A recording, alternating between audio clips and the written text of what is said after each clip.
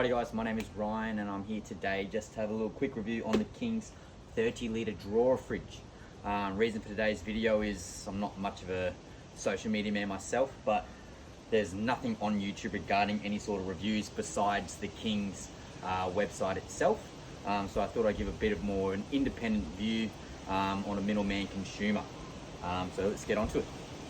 So in terms of pricing, I highly recommend that you guys wait for sales. I got this unit for $400 online with a $20 delivery fee, so $420 in total. But brand new in store can range anywhere between, again, $400 all the way up to $600, depending if it's on sale or not, which is a very, very big difference in terms of pricing. So again, what we've got is a 30-litre drawer fridge. I must confirm that I'm not sponsored by Kings. I wish I was, because I've pretty much got the full catalogue.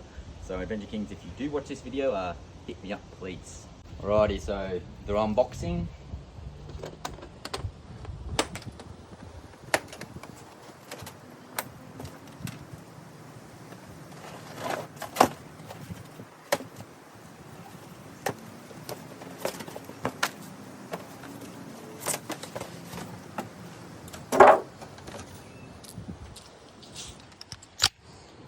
So in terms of how it's packaged, again, as you just saw there, quite well boxed and safe. Again, looks very, very smick in the box. Very looking forward to opening out. I'll get it out completely and then I'll continue the video from there. So in terms of where I'm going to be placing it today, again, King's videos recommend that you place flush against your silver mounting. I do have a dog, so I have taken consideration half my tub, hence why most of my gear is on the left hand side, bearing 120-litre jerry can to help balance out the weight. Obviously cargo dog on the right hand side, my 12-volt setup this side here. As seen in the King setup videos, they do have a Anderson plug connection. I don't plan on using this one there. I do plan on using my battery box in my wing kit. Reason being is I do like keeping the back setup free, particularly if I choose to use my dual zone fridge slash freezer from Kings as well, which is the 75-litre. So again, we're going to try testing out here first. Before we even get to that, we have to do the whole mounting setup, and bang, we're here. So just the first unboxing. This is actually my first time looking at it out of the box. Looks very smick, loving the look of it. Again, genuine compressor in there. I'm a bit concerned about the air holes with the dog hair, but we'll come to that problem when it gets to it. Again, we do have the Anderson plug connection on the side here. Again, I think it's going to fit perfectly in line with that original plan, straight down that left-hand drawer. So let's have a look. So bang, here we are now. In terms of lining it up, it's going to be a bit of a guess, check and improve. But in terms of where it is currently, not hating it at all. Again, still a fair chunk of room at the back there. The Anderson plug connection is on the favourable side, again from the desired point where I do want to mount on that left hand side. So again, in terms of that battery box there, I think that'll be perfectly fine.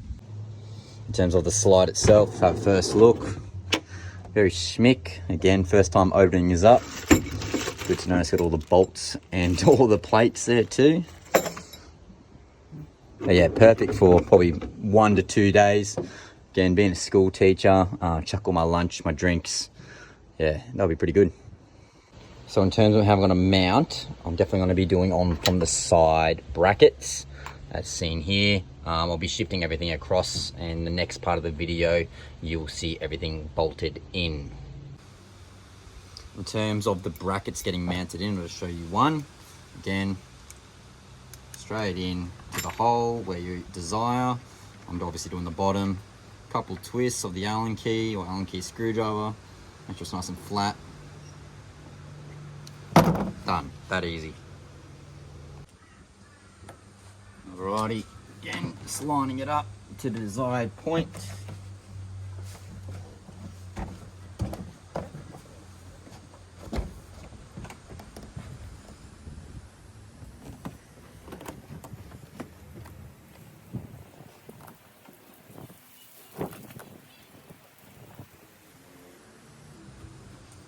Right, so all I'm doing now is I'm just lining up my front and my sides parallel to the carpet so it's nice and even. Again, we are going to be drilling back into this top drawer. Quite simple setup.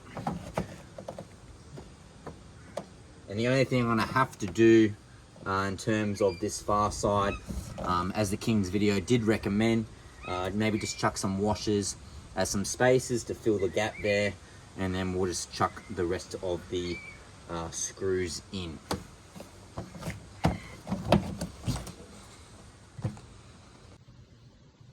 So again, I'm just chucking down this fine line down here, and again, nice and flush here. And what I meant by this far side was, again, there is a little bit of a space between that, but again, that can be easily fixed. Again, very, very keen to try this out. So in terms of filling in this gap, I've just found a couple of loose parts. Again, not too thick at all. Alrighty. Again, quite easy, just chucking in the gap. And all I'll be doing is putting in my bolt straight through the gap, again, just to help space. So after a little bit of investigation, the box actually doesn't come with the screws required to bolt it into the tub. Very annoying. So I was quite lucky. I had some old timber screws that I was allowed to use. So again, I'm just going to chuck from the top. Again, fits well, ain't going anywhere. Again, in terms of depth, it's not going to penetrate underneath through the drawer, so that'll be perfectly fine. Again, nothing crazy.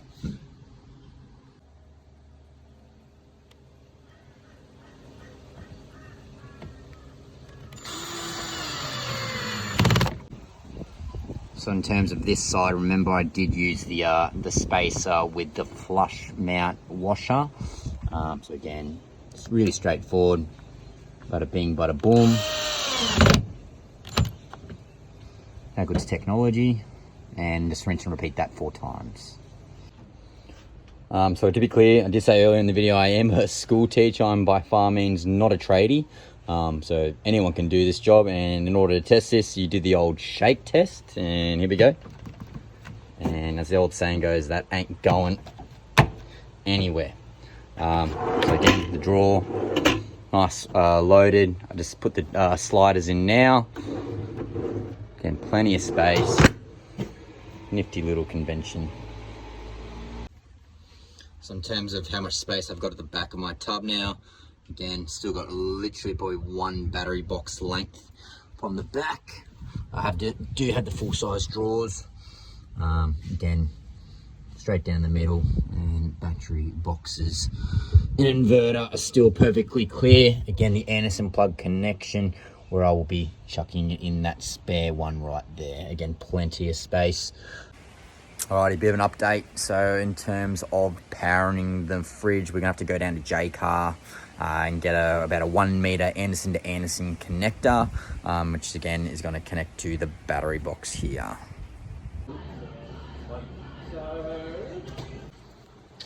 Alrighty, so we've got the both Anderson connectors here. So in terms of length, it's approximately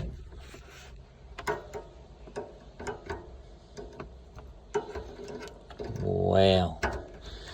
Oh, he's in. So again, heaps of length. I'll make this nice and tidy, and I'll thread it all around the back. But yeah, plenty of room. So that original idea of the side wing battery, yeah, that will be the one. Just chucked a bit of a corrugation tubing on, just again to protect it. Now we're just going to start threading it around the back, make it look nice and tidy, and the next time you'll see it, it'll be done. And we're done. So I've just threaded this along the back here, nothing crazy, just out of the way. So the moment of truth, voila. So that's on. Again, all the way down to 10 degrees for your freezer. And I don't know why you got to 10 degrees this way, but obviously you can go 10 degrees positive, but yeah, probably around 3 to 4 degrees I'll leave it on. I'll let that cool down. So in terms of installation, really, really easy. Again, school teacher, teaching business economics, yeah, this is definitely for anyone capable of some basic tools. So in terms of installation, yeah, really easy. Alrighty, so the moment of truth, is it worth it? So in my point of view, for the weekend warrior, the average Joe, the minimalist, 30 litres, probably ample. Obviously be able to get your drinks in there, some snacks, but obviously if you're going for more than probably, I'd say, 4 days, yeah, you're probably gonna have to chuck the bigger fridge in, which is okay. I've got the dual zone, I can do that.